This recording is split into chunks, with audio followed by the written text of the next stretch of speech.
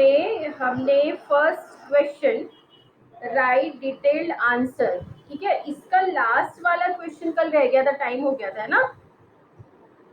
Last वाला question था why is the work done on an object moving with uniform circular motion is zero। Uniform circular motion कोई particle perform कर रहा है तो इसका वर्क डन, ये कोई पार्टिकल है पी, तो इसका वर्क डन होता है जीरो। क्यों? ठीक है, तो इसका ये आंसर आएगा कि सर्कुलर मोशन में सेंट्रीपेटल फोर्स वर्क करता है।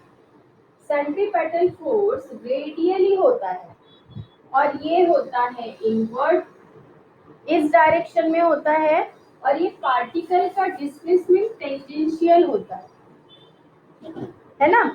ये फोर्स का डायरेक्शन है और ये डिस्प्लेसमेंट का डायरेक्शन है, ठीक है। ये है एफ और ये है डिस्प्लेसमेंट एस, और इसके बीच में एंगल बन रहा है 90 डिग्री। तो इस हिसाब से work done is equal to F S into cos theta, or F S ये दोनों चीज है cos 90, और cos 90 की वैल्यू होती है 0, इसलिए ये वर्क डन हो जाता है 0। समझ में आया? इसीलिए यूनिफॉर्म सर्कुलर मोशन में वर्क डन कितना रहेगा? 0। कैसे रीजन लिखोगे? In uniform motion force work inward या force acts inward direction and radially, ठीक है। And displacement of particle is tangentially, ठीक है। ये डायग्राम बना लेना साथ में, ठीक है। टेंजेंशियली डिस्प्लेसमेंट रहेगा और फोर्स जो है वो रेडियली, मतलब ये रेडियस के डायरेक्शन में वर्क करता है बट इनवर्ड होता है, ठीक है। इस डायरेक्शन में काम करता है सर्कुलर मोशन में, ठीक है। तो अब ये डायग्राम से हम क्या समझ रहे हैं? एफ और एस मतलब फोर्स और डिस्प्लेसमेंट के बीच में एंगल कितना बन रहा है? 90। ये कैसे समझोगे? शायद आपने इसके पहले थ्योरम पढ़ा होगा या नहीं, या 9th में आएगा या 10th में आएगा कि रेडियस और टेंजेंट ऑफ सर्कल हमेशा परपेंडिकुलर होते हैं, है ना। टेंजेंट और रेडियस हमेशा परपेंडिकुलर होते हैं। परपेंडिकुलर मतलब दोनों के बीच में 90 डिग्री बनता है। तो ये टेंजेंशियल डिस्प्लेसमेंट हो गया, मतलब टेंजेंट हो गई इस सर्कल की, और ये रेडियस हो गई, तो इनके बीच में 90 डिग्री एंगल बनता है, ठीक है। तो हमारे पास वर्क का जो फॉर्मूला है वो क्या है? F S cos theta, theta की जगह 90 रखा तो ये 90 की कॉस 90 की वैल्यू होती है 0, इसलिए वर्क डन हो गया 0। तो ये एक्सप्लेनेशन भी लिखना है आपको, डायग्राम भी बनाना, ठीक है। आया ना समझ में? क्या हुआ? मैम स्क्रीनशॉट लेना है इसका। हाँ ले लो।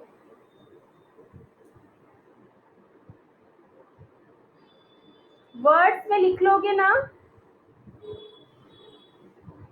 हाँ मैम लिख लेंगे। हाँ गुड। हाँ चलो नेक्स्ट क्वेश्चन। चूज वन और मोर करेक्ट ऑल्टरनेटिव। ऐसा जरूरी नहीं किसी में एक से ज्यादा ही होंगे, किसी में सिर्फ एक भी आंसर सही हो सकता है, किसी में एक से ज्यादा आंसर भी सही हो सकते हैं, ठीक है। तो ऐसा नहीं कि किसी में सब में 2 या 2 3 ऐसे आंसर सही हो, ऐसा जरूरी नहीं है। एक आंसर भी सही हो सकता है, एक से ज्यादा आंसर भी सही हो सकता है, उसे टिक करना है, ठीक है। तो फर्स्ट क्वेश्चन है, for work to be performed energy must be. Work perform होने के लिए एनर्जी कैसी होनी चाहिए? Transferred from one place to another, एक जगह से दूसरी जगह ट्रांसफर होनी चाहिए, मतलब डिस्प्लेस होना चाहिए। सेकेंड है कॉन्सेंट्रेटेड, मतलब एक ही जगह हो। थर्ड है transformed from one type two another, energy एक फॉर्म से दूसरी फॉर्म में ट्रांसफर हो सकती है। और फोर्थ है डिस्ट्रॉयड, तो डिस्ट्रॉयड तो एनर्जी होती नहीं है, एक फॉर्म से दूसरी फॉर्म में कन्वर्ट हो सकती है, लेकिन वर्क के फॉर्मूले में वो चीज आती नहीं है। ठीक है, फिर कॉन्सेंट्रेट मतलब एक ही जगह रहे तो वर्क कैसे होगा? तो फर्स्ट वाला हाँ, इसलिए फर्स्ट वाला आंसर बिल्कुल राइट है, transferred from one place to another place. ठीक है, प्लेस बोल रहा है मतलब डिस्प्लेसमेंट हो रहा है, और हमने वर्क की डेफिनेशन में पढ़ा था डिस्प्लेसमेंट हो रहा है तो ही वर्क होगा, है ना। तो फर्स्ट वाला ऑप्शन सही। Second question, joule is the unit of, आप माइक ऑन करके आंसर दे सकते हो। जूल की वर्क और भी है, और भी यहाँ एक आंसर राइट है। मैम पावर, हाँ पावर, वर्क एंड एनर्जी। हाँ, वर्क एंड एनर्जी, फोर्स की यूनिट तो न्यूटन है, पावर की तो जूल पर सेकंड होती है, यहाँ सिर्फ जूल की बात किया है। तो हमने पढ़ा था वर्क डन और एनर्जी सेम है तो उनकी यूनिट भी सेम होंगी, इसलिए वर्क और एनर्जी दोनों की यूनिट जूल ही होती है। हम लिखते आए ना, अभी तक के क्वेश्चन भी सॉल्व किया उसमें भी लिखा हमने, है ना। तो दो आंसर है बी वाले के, वर्क सेकेंड वाला और फोर्थ वाला एनर्जी। ठीक है, सी है which of the forces involve in dragging a heavy object on a smooth horizontal surface. Horizontal surface से हम किसी चीज को ड्रैग कर रहे मतलब खींच रहे हैं, ठीक है, हैव द सेम मैग्नीट्यूड। क्या बोल रहा है कि जो हम ड्रैग करते हैं, किसी सामान को ड्रैग करते खींचते, ठीक है, कहाँ, सरफेस पे, तो कौन से फोर्स उस पर वर्क करते हैं? Gravitational force, gravitational force and reaction force in vertical direction. क्या क्या बोले आपने? Gravitational force, हाँ, reaction force in vertical direction. हाँ, सेकेंड और थर्ड देखो, हॉरिजेंटल अप्लाइड फोर्स, ये जो बोला है हॉरिजेंटल फोर्स, तो हॉरिजेंटल कोई फोर्स नहीं होता, ठीक है। हॉरिजेंटल फोर्स मतलब फोर्स ऑफ फ्रिक्शन ही है जो कि अपोजिट डायरेक्शन, ठीक है, और दूसरा उस पर वर्क करता है ग्रेविटेशनल फोर्स। तो इसीलिए दो reaction force in vertical direction, एक तो ग्रेविटेशनल फोर्स डाउनवर्ड वर्क करेगा और उसके अपोजिट में जो रिएक्शन फोर्स होगा वो वर्क करेगा, ठीक है। तो हॉरिजॉन्टल अप्लाइड फोर्स बोला तो वो तो फोर्स ऑफ फ्रिक्शन है, वो नहीं, और फोर्थ वाला भी फोर्स ऑफ फ्रिक्शन है तो वो भी नहीं, क्योंकि यहाँ पर क्या बोल रहा है कि which of the forces involve in dragging a heavy object on a smooth horizontal surface have the same magnitude. Smooth surface, ठीक है, क्यों हम फोर्स ऑफ फ्रिक्शन नहीं ले रहे या हॉरिजॉन्टल फोर्स नहीं ले रहे हैं? क्योंकि क्या बोला है, सरफेस कैसी है, स्मूथ है, और स्मूथ सरफेस में कभी भी फ्रिक्शनल फोर्स वर्क नहीं करेगा। फ्रिक्शनल फोर्स वर्क करने के लिए हमें कैसा चाहिए रहता है, सरफेस, रफ सरफेस चाहिए, ठीक है। रफ सरफेस में ही हमको एनर्जी यूज करनी पड़ेगी फ्रिक्शनल फोर्स के अपोजिट। तो यदि स्मूथ सरफेस है तो वहां पर फोर्स ऑफ फ्रिक्शन या हॉरिजॉन्टल फोर्स नाम से कोई फोर्स वर्क नहीं करेगा, तो जो भी फोर्स वर्क करेंगे वो वर्टिकल वाले करेंगे। तो एक तो वर्टिकल फोर्स दिया ही हुआ है और दूसरा ग्रेविटेशनल फोर्स भी वर्टिकल होता है, इसलिए ये दोनों फोर्स वर्क करेंगे, कौन सा, सेकेंड और थर्ड वाला, ठीक है। क्योंकि हम जो आंसर देते हैं उसका रीजन पता होना चाहिए कि हम ये आंसर क्यों दे रहे हैं। अब फोर्थ वाला क्वेश्चन है, power is a measure of the, first है the rapidity with which work is done. Rapidity मतलब आप कितनी जल्दी काम करते हो, काम तो कर रहे, पावर है मतलब वर्क हो रहा है, लेकिन कितना रैपिडली मतलब स्पीड से या कम टाइम में काम हो रहा है। ठीक है, रैपिडिटी का मतलब समझा? हाँ बोलो। हाँ, अब सेकेंड वाले में amount of energy required to perform the work. Power का मतलब सिर्फ एनर्जी है कि जो वर्क परफॉर्म करती है। पावर का मतलब सिर्फ एनर्जी है क्या? No ma'am. नहीं, एनर्जी के साथ टाइम चाहिए। ठीक है, फिर थर्ड वाला है the slowness with which work in perform. फिर ये क्या बोल रहा है कि स्लोनेस मतलब बहुत धीरे काम हो रहा है, जो वर्क परफॉर्म हो रहा है वो बहुत धीरे हो रहा है। तो यहाँ पर भी कहीं टाइम का जिक्र नहीं दिख रहा है। स्लो हो रहा है मतलब धीरे धीरे काम कर रहा है, ठीक है, लेकिन यहाँ पे टाइम नोट नहीं कर रहा है। ठीक है, तो ये थर्ड वाला ऑप्शन भी नहीं है। फोर्थ वाले में है लेंथ ऑफ टाइम। तो सिर्फ टाइम होना भी पावर नहीं होती है, सिर्फ टाइम होना भी पावर नहीं है। स्लो काम हो रहा है तो भी हम ये नहीं कह सकते कि वहां पावर को हम मेजर ही नहीं कर सकेंगे यदि काम स्लो हो रहा है तो। जब तक हम वर्क से के साथ टाइम नोट नहीं करेंगे हम पावर को डिफाइन नहीं कर पाएंगे। तो पहला वाला ऑप्शन है रैपिडिटी। मैम इसका आंसर फर्स्ट वाला है, रैपिडिटी। हाँ, rapidity with which work is done मतलब जिसमें हम वर्क कितने रैपिडली हो रहा है तो उसको टाइम नोट करना पड़ेगा उस समय, इसीलिए फर्स्ट वाला ऑप्शन बस आएगा। ठीक है, मैम थर्ड वाला भी है ना, थर्ड वाला की राइट है। हाँ मैम थर्ड वाला भी राइट है, the slowness with which work is perform. क्या वो भी आएगा आंसर? स्लोनेस वो इसीलिए नहीं आएगा बेटा स्लोनेस की, क्योंकि स्लोनेस तो हम देख रहे हैं ना कि काम कितना स्लो हो रहा है, पर उसमें हमने टाइम नोट किया क्या? पर रैपिड वर्ड आ रहा है तो वहां पे हमको उसकी रैपिडिटी मतलब स्पीड, और स्पीड कैसे नोट होगी? टाइम के बिना नोट नहीं हो सकती।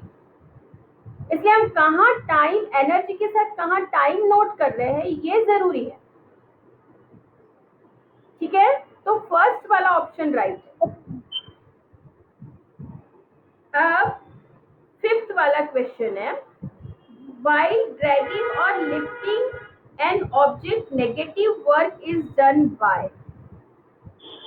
जब हम लिफ्ट करते हैं ऑब्जेक्ट को, ठीक है, तो नेगेटिव वर्क होता है, किसके कारण होता है? किसके कारण नेगेटिव वर्क होगा जब हम लिफ्ट करेंगे?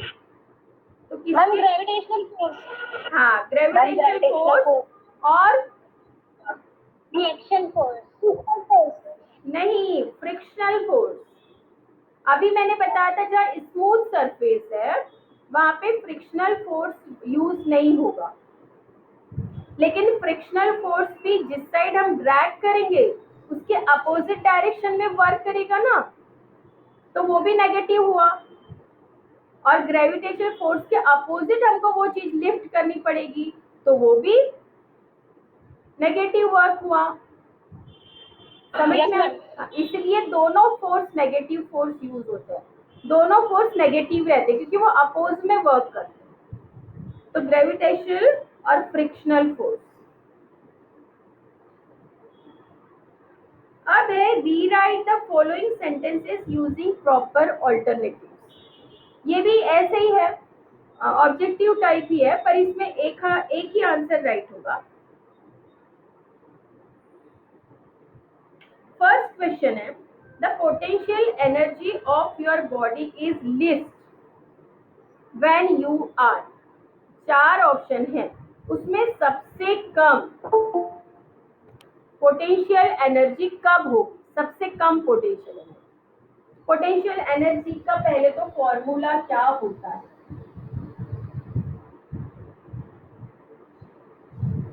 mgh। ठीक है, m कांस्टेंट रहेगा, वो बोल रहा है the potential energy of your body, मतलब हमारी बॉडी की।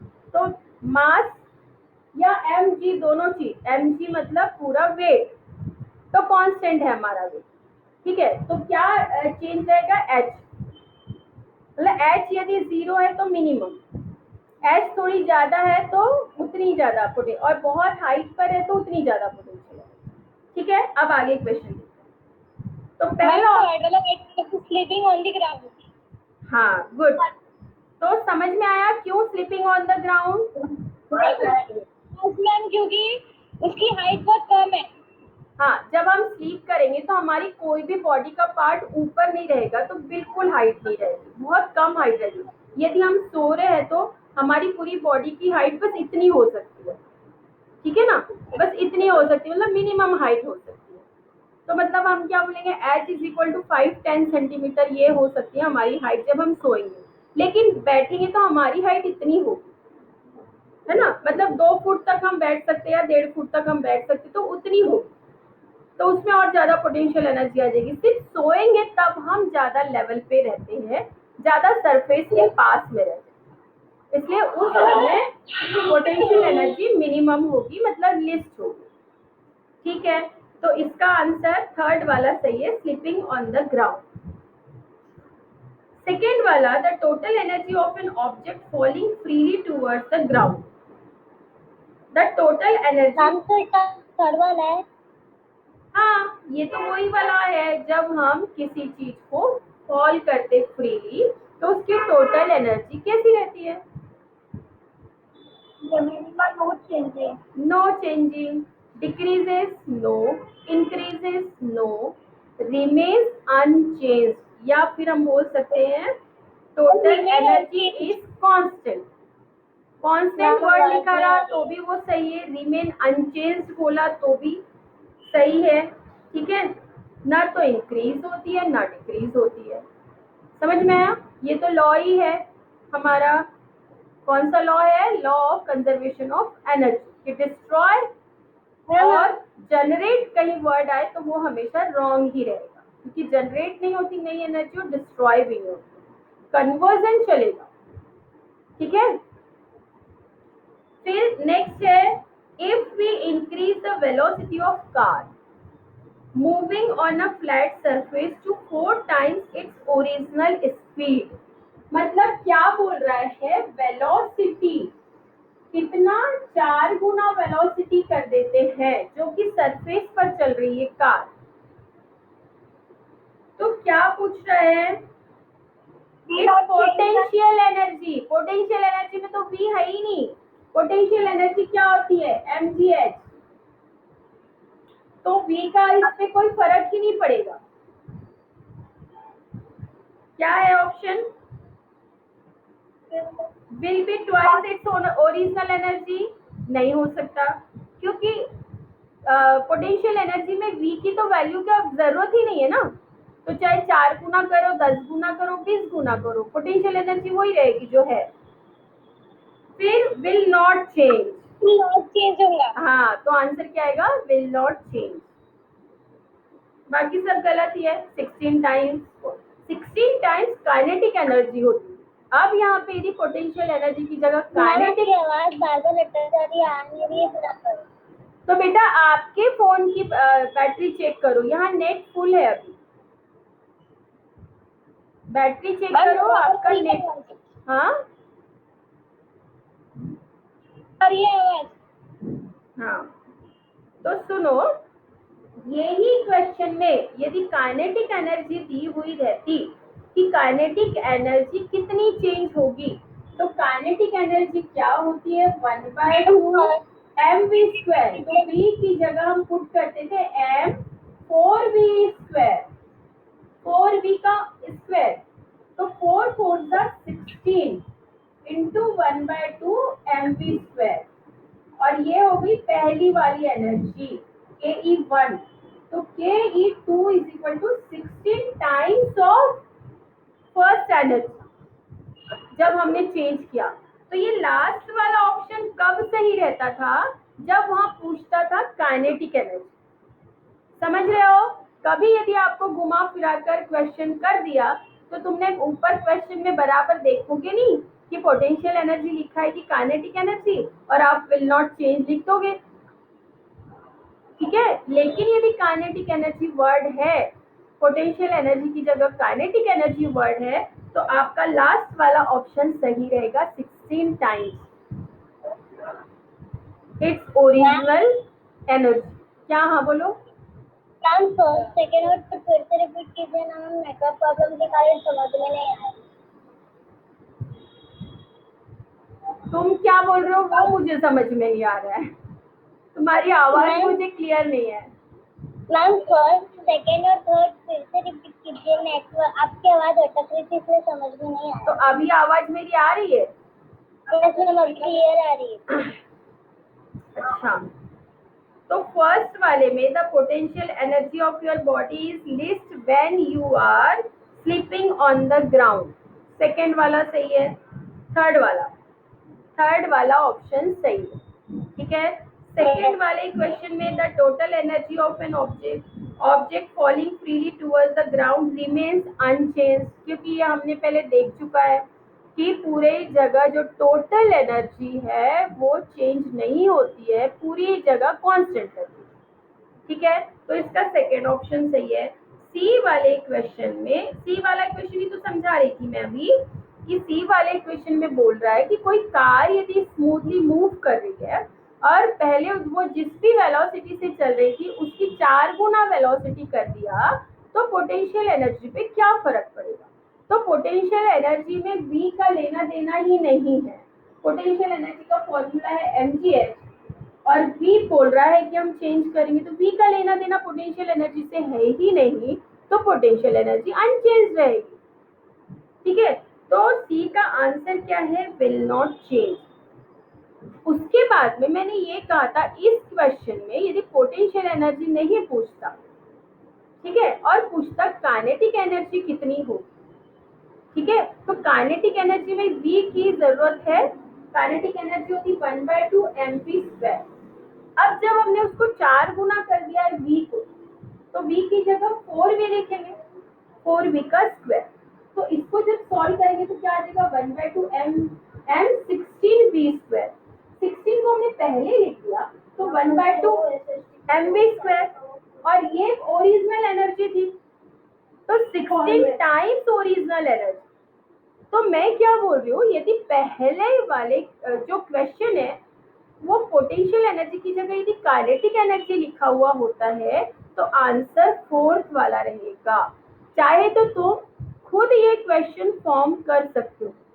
इसके बाद एक क्वेश्चन और अपने तरफ से कर लो, ठीक है। सी के बाद वो क्वेश्चन में लिखना, if we increase the velocity of a car moving on a flat surface to 4 times its original speed, its kinetic energy, potential की जगह क्या लिखोगे? काइनेटिक एनर्जी, और फिर उसका जो आंसर है वो राइट आंसर क्या रहेगा? फोर्थ वाला।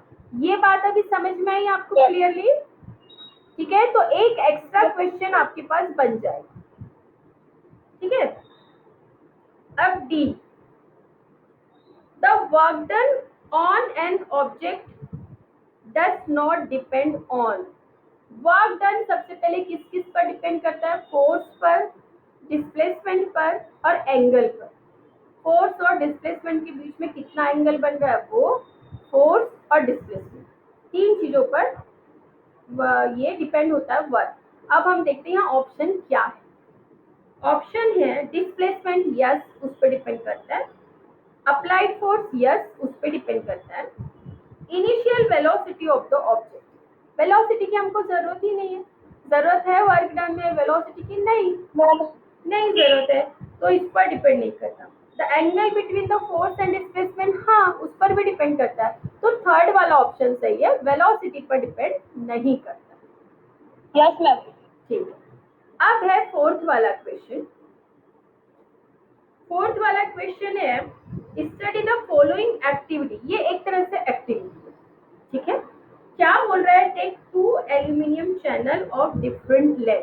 चैनल मतलब वो कैसे बोलेंगे? पाइप होता है ना, पाइप को आधा आधा काटिए, वर्टिकली आधा काटे, तो कैसे सेमी सर्कल खुला हुआ पाइप बन जाएगा। समझ रहे हो मेरी बात? Yes ma'am. समझ रहे हो? एक पाइप लिया हमने और उसको बीच में से वर्टिकली ऐसा काट लिया पूरा, जैसे बांस काटते नहीं थे बीच में से, यस। वैसे वैसे हमने पाइप काटा तो वो अलग अलग 2 चैनल बन गए। समझ में आया? यस। और फिर उस पर हमने सेम वेट के बॉल रखा। क्या बोल रहा है? Take 2 aluminium channel of different length, यहाँ एल्यूमिनियम के चैनल लिया है, ठीक है। Place the lower end of the channel on the floor. क्या बोला है? ऐसे देखो, अपन यहाँ डायग्राम बनाने की कोशिश करते हैं।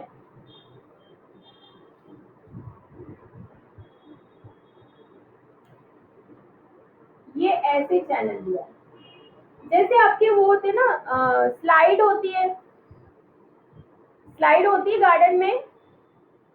Yes ma'am. हाँ, बस जो स्लाइड होती है बस वैसे ही चैनल, वो छोटे पतले चैनल, एकदम छोटे वाले चैनल, और स्लाइड इतनी चौड़ी होती है और वो छोटे चैनल, तो बस वैसा ही ये चैनल है, ठीक है। अब इसको मैं कैसे बनाऊँ? ऐसा, ठीक है, यहाँ पे समझ में आया? तो ये एक है और दूसरा एक और है, ये एक है और दूसरा एक और है। मैं इधर बना लेती हूँ। क्यों मैंने इधर बनाया?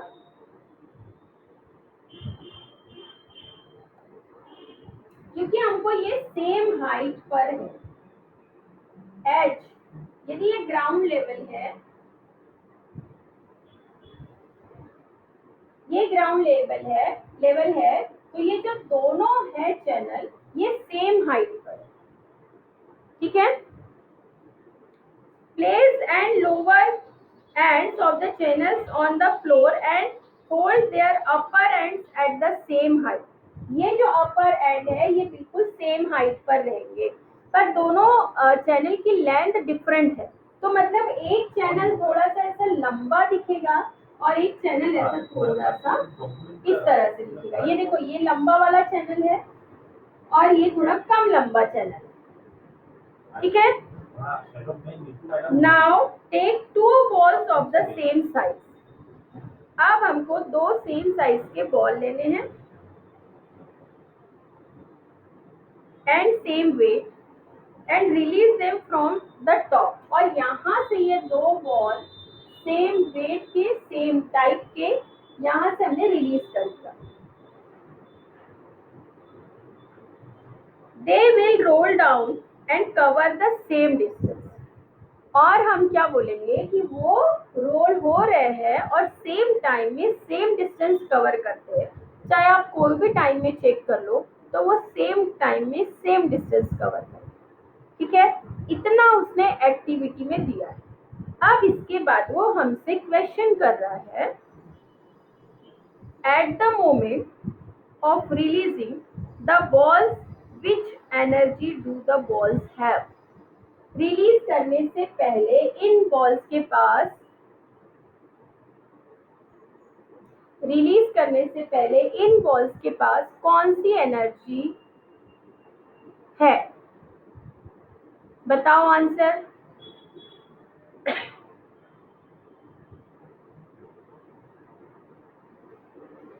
Ma'am potential energy. Potential energy, good good.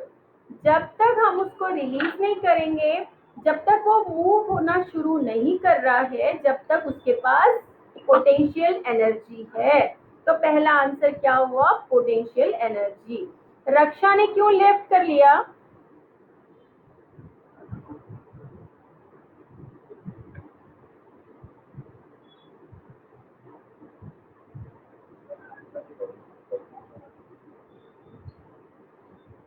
Second, as the ball roll down, which energy is converted into which other form of energy? अब हमको पहले पता चल गया कि इसमें पोटेंशियल एनर्जी है, तो वो दूसरी कौन सी एनर्जी में कन्वर्ट हो रही है जब वो रोल डाउन हो रहा है? आंसर दो, माइक ऑन करके आंसर दो। Ma'am kinetic energy.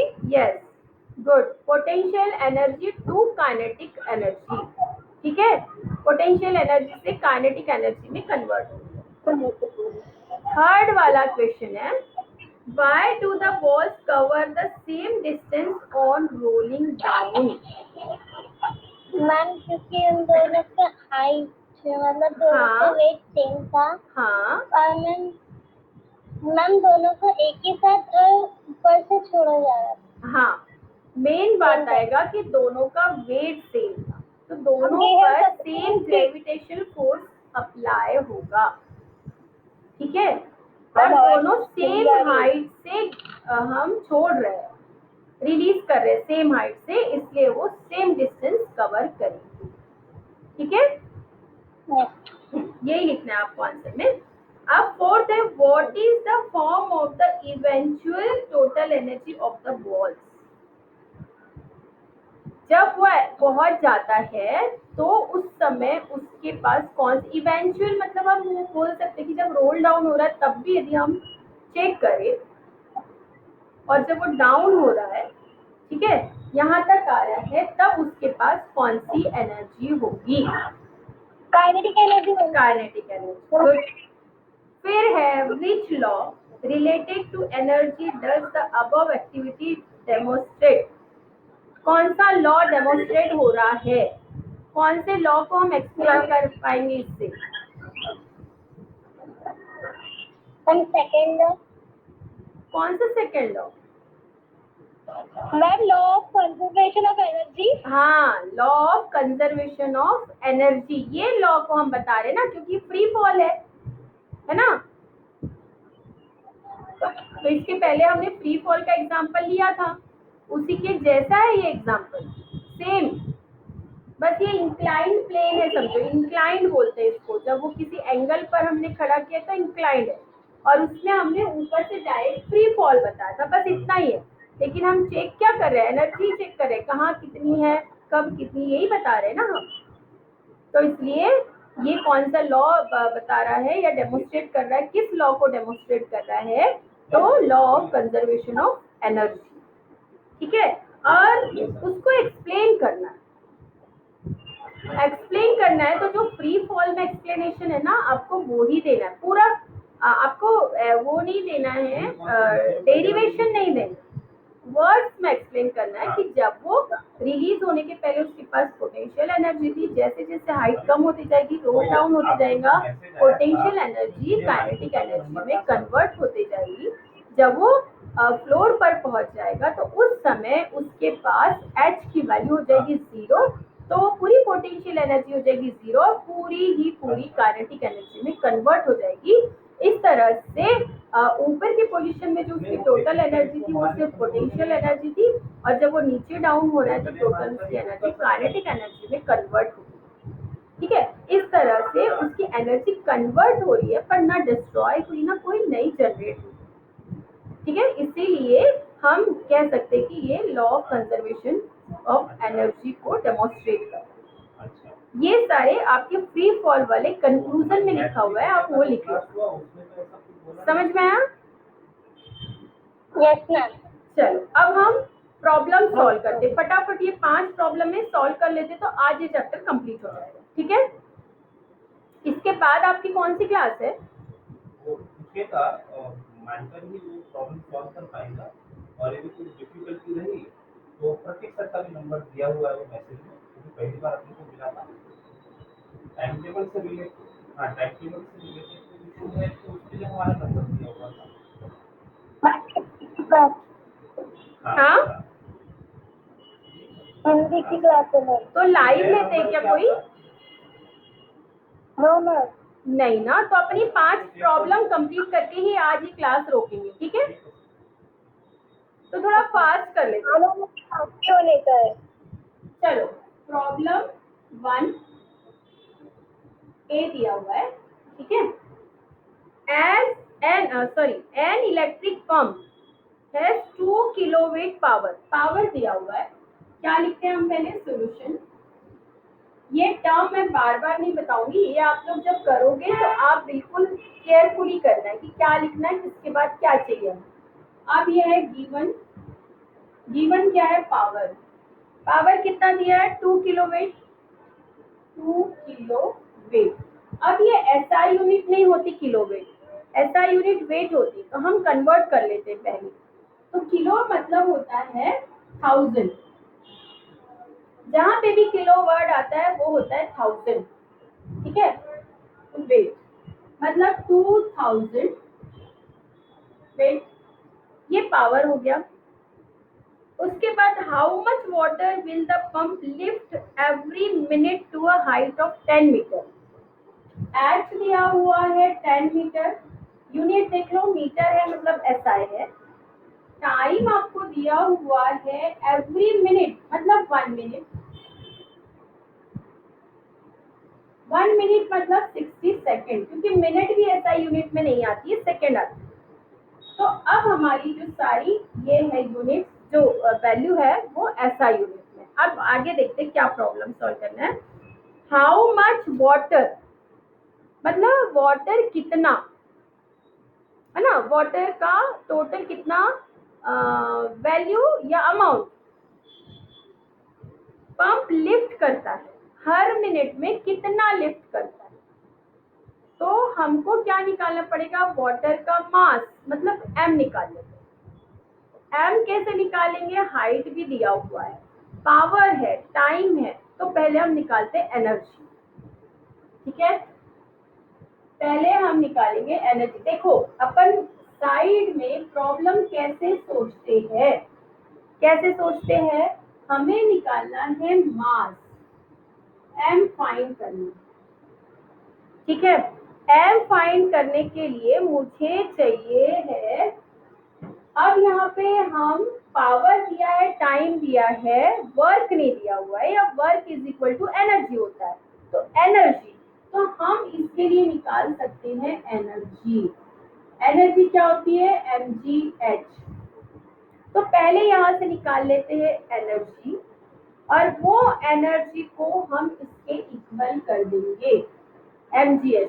तो g हमें पता है, h हमें पता है, ये हमें नहीं पता तो निकल जाएगा, ठीक है। तो चलो लेके चलते, required formula, power is equal to work W upon time. तो W मतलब work done is equal to energy is equal to P into T, ठीक है। P कितना है 2000 और T कितना है 60, तो ये इसकी यूनिट W थी, इसकी S, ये वेट है और ये वर्क था, ठीक है। तो 6 2 12 और 4 0 1 2 3 4 इतनी जूल। अब ये एनर्जी किसकी है, वाटर की, जो कितनी हाइट पर है, 10 मीटर हाइट पर है, तो ये उसकी एनर्जी है, ठीक है। तो जब वो हाइट पर रहता है, वाटर किसी टैंक में रखा हुआ है, तो उसके पास कौन सी एनर्जी होती है उस समय, पोटेंशियल एनर्जी।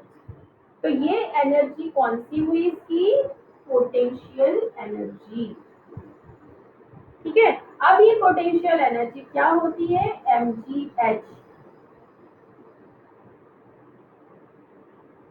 यहाँ हमको अब यहाँ पे समझा भी, यहाँ पे भी नहीं, यहाँ लिख देंगे, ठीक है। अब ये जो एनर्जी है इसमें हमें m नहीं मालूम, बाकी gh को इधर ट्रांसफर कर देते, 12 1 2 3 4 0 अपॉन g की वैल्यू 9.8 मीटर पर सेकेंड स्क्वायर। यहाँ लिख दो कहीं कि यहाँ g की वैल्यू आप कितना लेके चलोगे, 9.8 मीटर पर सेकेंड स्क्वायर, ठीक है। h की वैल्यू हमें दी हुई है 10 मीटर, तो ये पहले इससे मल्टीप्लाई कर लो, तो 120,000 एक्चुअली, इतना 4098, और इसको डिवाइड करोगे तो आपका ये आंसर आ जाएगा 1224। ये कौन है, अभी आ रही है साक्षी अनवर, ठीक है। तो ये कितना आ जाएगा 1224.5 मास किलोग्राम में, इतना वाटर 1 मिनट में इतने पावर की मोटर लिफ्ट क्या बोलेंगे, लिफ्ट कर सकती है। Electric pump, how much water will the pump lift, तो इतना किलोग्राम वाटर लिफ्ट कर सकती है। ठीक है, कोई भी 2 किलो वेट वाली मोटर। आई बात समझ में? तो ये इस तरह से प्रॉब्लम सॉल्व होगा। स्क्रीनशॉट ले लो फास्ट फास्ट। उसके बाद मुझे अगला प्रॉब्लम देखना है।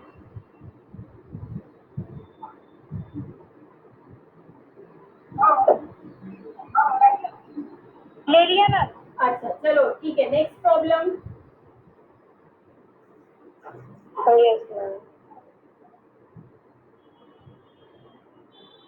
मैंने इस तरह से 2 पार्ट कर देती हूँ, लेंथी प्रॉब्लम रहा तो ठीक है। ठीक है, अब है सेकेंड वाला प्रॉब्लम है बी, सॉल्यूशन और given data.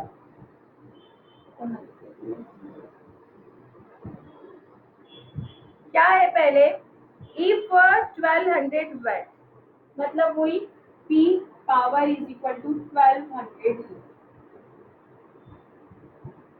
Electric iron is use daily for 30 minutes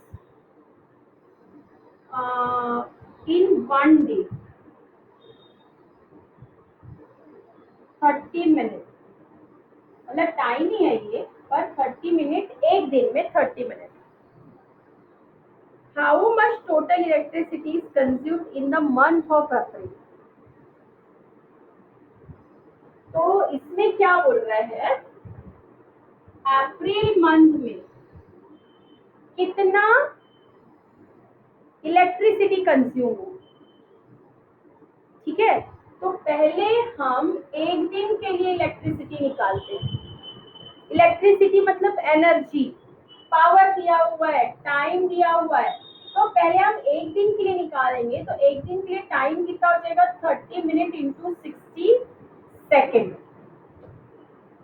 ठीक है, यहाँ यूज करते हैं हम formula, required formula P is equal to work done या एनर्जी अपॉन टाइम। तो work done is equal to PT, मतलब energy is equal to P into T. तो P है 1200 और T है 30 इंटू 60, मतलब 900, नहीं 6 3 सा 18, सॉरी 1800, 6 3 सा 18 और ये 20।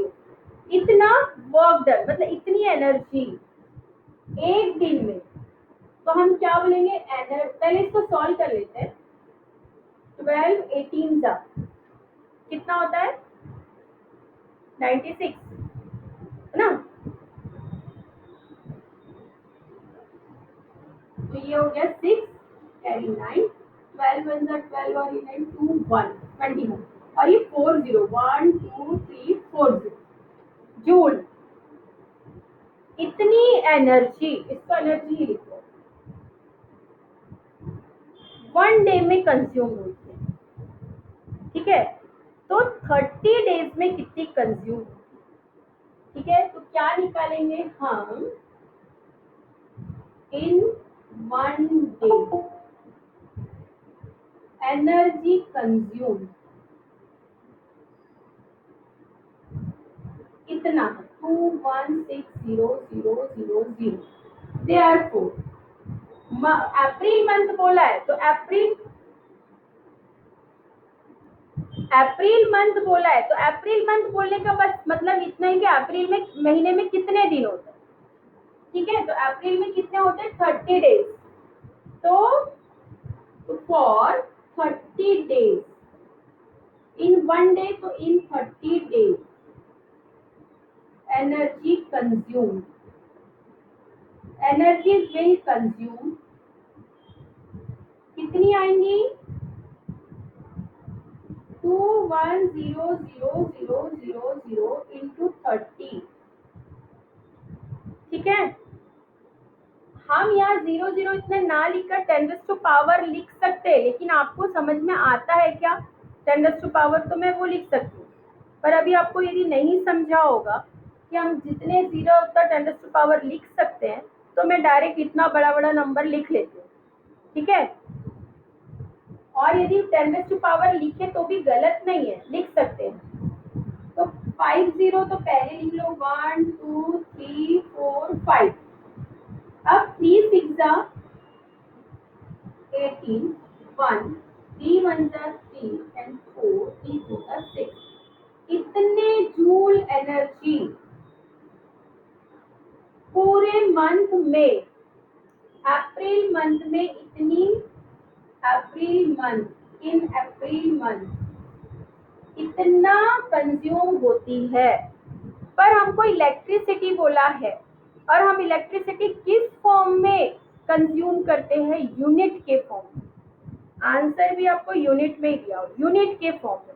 और देखो तुम पीछे एक पेज पीछे जाओ तो उसमें लिखा था कि 1 यूनिट इज इक्वल टू कितना जूल होता है, ठीक है। कहाँ पर है ये, पीछे जाओ, पेज नंबर 27 पे 3.6 इंटू 10⁻6 जूल। तो हम क्या लिखेंगे? 3.6 into 10⁻6 joule is equal to 1 unit, ठीक है। Therefore 648, 50 को अब मैं 10⁻5 लिख लेती हूँ, ठीक है। 648 इंटू 50 थे, मैंने उसको 10⁻5 लिख लिया है, इज इक्वल टू कितना होगा, कितना होगा? तो क्या कैसे करेंगे? ये 1/3.6 इंटू 10⁻6, और ये न्यूमरेटर में ये वैल्यू आ जाएगी 64। अब यहाँ यदि मैं पॉइंट लगाती हूँ, यहाँ मैं यदि पॉइंट, बोलो मैम वहाँ पे 10⁻5 था और यहाँ पे 10⁻6 था। आप क्या बोल रहे हो बेटा? क्लियर आवाज नहीं है आपकी, आप थोड़ा जोर से बोलो। मैम ये 648 इंटू 10⁻5 था, हाँ, और 1/36 इंटू 10⁻6 है। 3.6 है ये, 36 नहीं है। Yes ma'am. तो मैं इसको 36 कर सकती हूँ और यहाँ पे 10⁻5 कर देती हूँ, चलेगा? समझ में आया? Yes ma'am. हाँ, तो मैं यहाँ पे 36 लिख देती हूँ और यहाँ 10⁻5 लिख देती हूँ, ठीक है। तो ये 648 इंटू 10⁻5, ये कहाँ है? न्यूमरेटर में है। तो ये 10⁻5 से 10⁻5 कैंसिल हो जाएगा और ये बन गया 648/36। तो ये 18 टाइम्स जाता है। तो पहले मैं 9 से डिवाइड करती हूँ, 9 4 और यहाँ पर 9 7 आएगा 63 और फिर 18 बच जाएगा, तो 2 टाइम्स, ठीक है। अब ये 4 से डायरेक्ट जा सकता है, 4 1 4, 3 बच गया, तो 4 8 32, तो आ गया 18 यूनिट। इतना इज इक्वल टू 1 यूनिट था, तो इतना इज इक्वल टू 18 यूनिट। ये आंसर है आपका। तो 18 यूनिट 1 मंथ में कंज्यूम करती है। ऐसा स्क्रीनशॉट ले ले। हाँ ले लो। यस मैम, समझा। क्या नहीं समझा बेटा?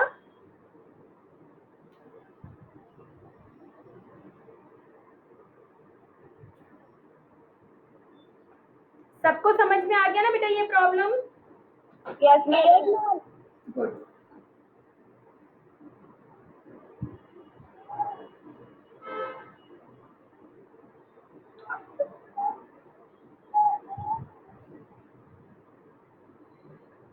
हो गया? स्क्रीनशॉट लिए? यस मैम, ले लिए। चलो।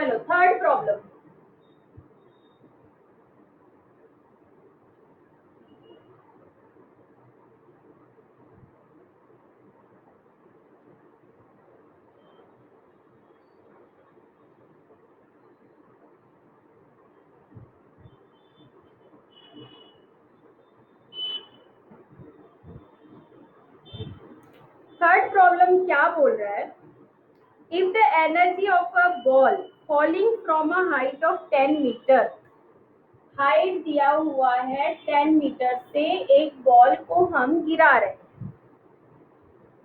ठीक है, is reduced by 40% if the energy of a ball, energy की बात हो रही है ना, if the energy of a ball falling from a height of 10 meter is reduced by 40%,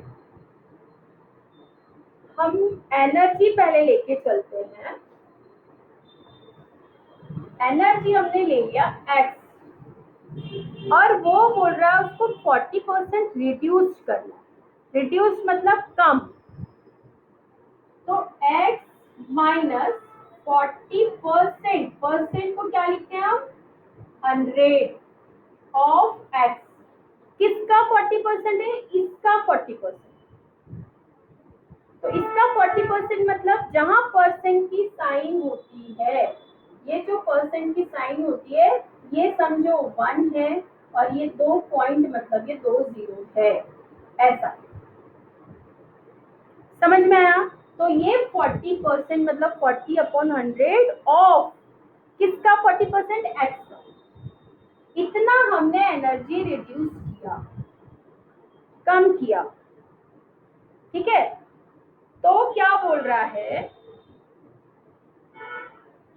how high will it rebound, मतलब फिर हमको एच ही find करना है, कितने हाइट से वो रिबाउंड होगा, उसको नीचे आने पर उसकी एनर्जी 40% कम हो गई तो वो कितने ऊपर फिर हाइट पर जाएगा, कितने हाइट तक के रिबाउंड होगा, मतलब वो बॉल आप नीचे सरफेस पे डालते हो ऊपर आता है ना, तो वो उसको सरफेस पे जाने तक उसकी 40% यदि डिक्रीज हो गई है, 40% एनर्जी खत्म हो गई है, तो वो कितने ऊपर तक आएगा, ये हाइट निकालना है। तो आपको इतना दिमाग लगाने की जरूरत नहीं, बस हाइट निकालना ये समझो। तो जो पहले एनर्जी थी तब उसकी हाइट थी इतनी, बाद में इतनी एनर्जी है तो उसकी हाइट कितनी होगी, तो ऐसे निकालो, पोटेंशियल एनर्जी पहली बार में is equal to potential energy दूसरी बार में, तो इस समय हमको निकालनी है हाइट, है ना, इस समय हमें निकालनी है हाइट, समझ में आया। तो हाइट हम अलग अलग लेके चल सकते हैं, ये h1 है, ये h2 निकाल लेते हैं, ठीक है। लेकिन एनर्जी क्या बोला है, एनर्जी इस समय है x और इस समय है इतनी, तो पहले तो हम इसको सॉल्व कर लेते हैं, ठीक है। तो इस समय एनर्जी है x, तो ये इसको पहले सॉल्व कर लो, x कॉमन लिया हमने, 1 माइनस 40/100, तो कितना हो जाएगा, 100 माइनस 40 60, तो ये हो गया 60/100, ये से ये कैंसिल, 3 5, तो क्या आ जाएगा, ये 3x/5, ठीक है। तो सेकेंड टाइम एनर्जी जो है वो कितनी है,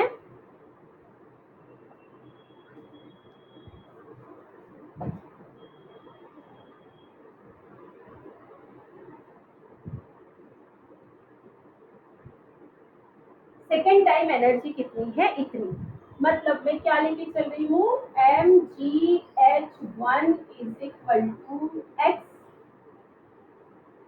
दूसरी बार मैं लेके चल रही हूँ mgh2 इज इक्वल टू कितनी आ गई, 3x/5,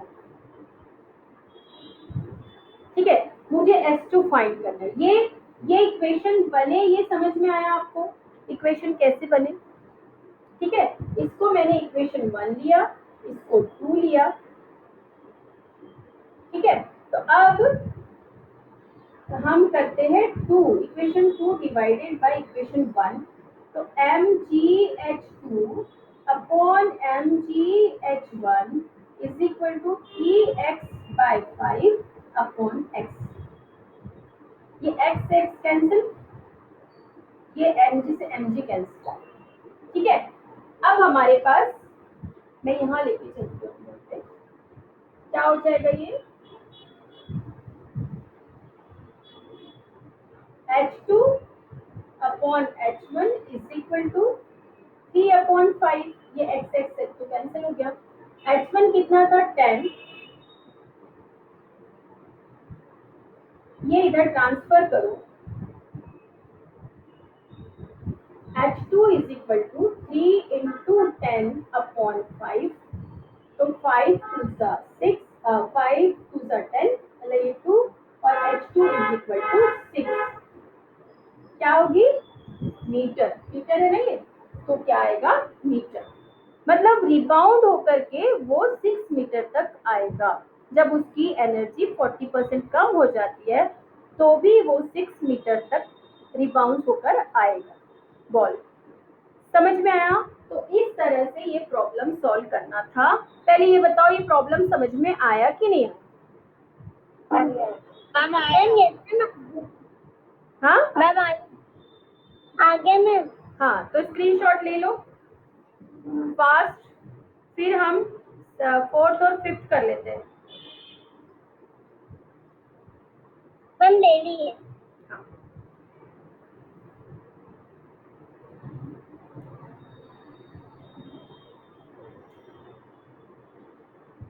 डी,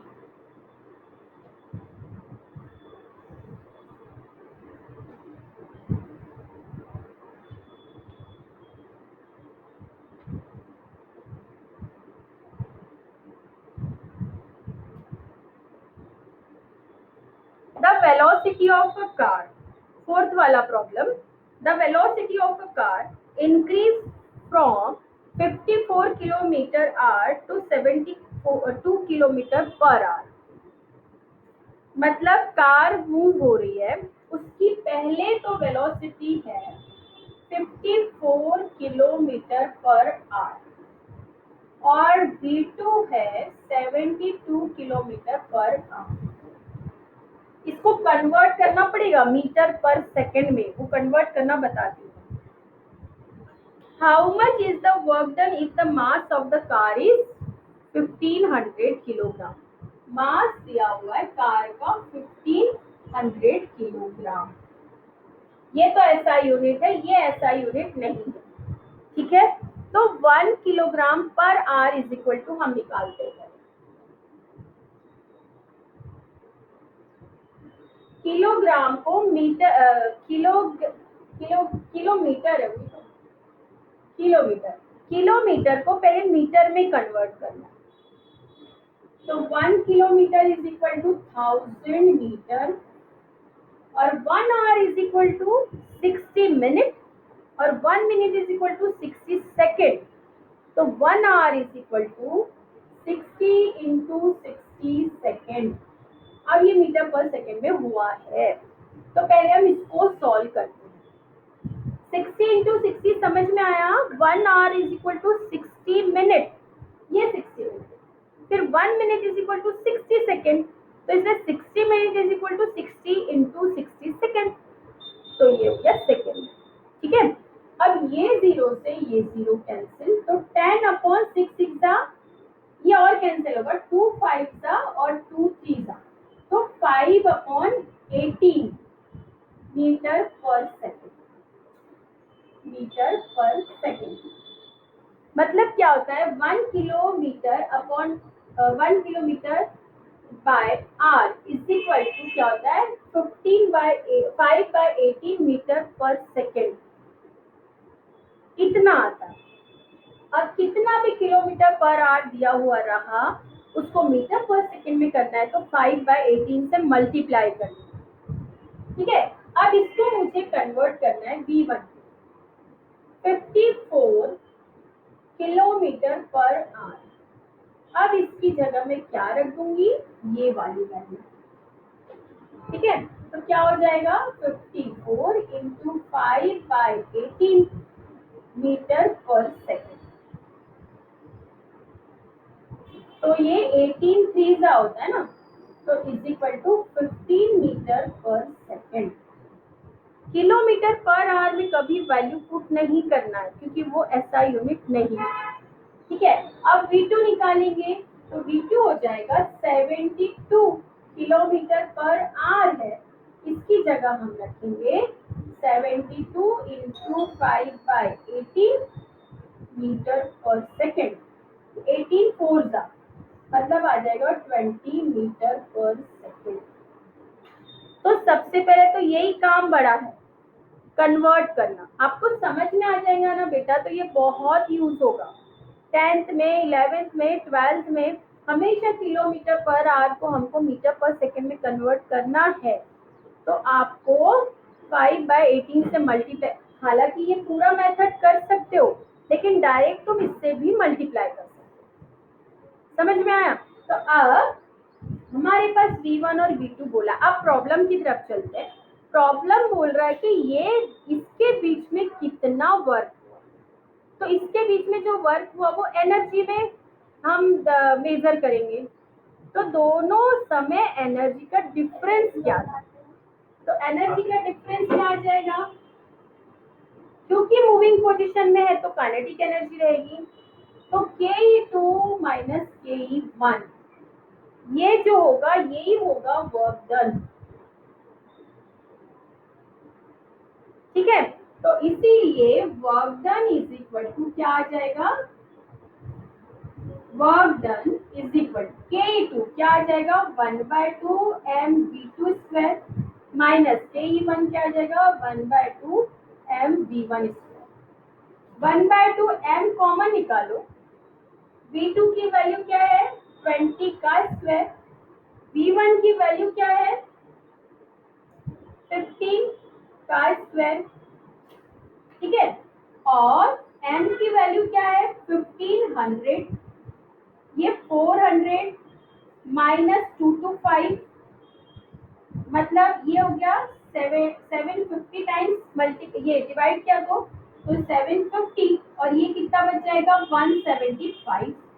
ये होगा वर्क डन इतना जूल। अब इसको मल्टीप्लाई करोगे तो आंसर आपका आ जाएगा 131,250 जूल। इसको मल्टीप्लाई करोगे तो इतना आंसर आता है। ठीक है, मैंने करके देखा है, वो आंसर सही है। तो ये प्रॉब्लम समझ में आया? मेन बात थी ये कन्वर्ट करने वाली। ठीक है, उसके बाद तो बहुत प्रॉब्लम इजी है।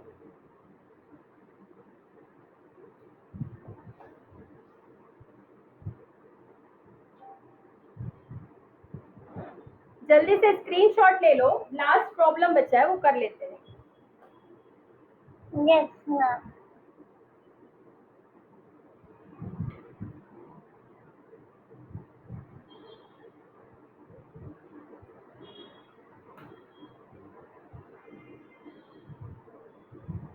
हो गया screenshot? No ma'am, yes ma'am हो गया। हो गया। अच्छा,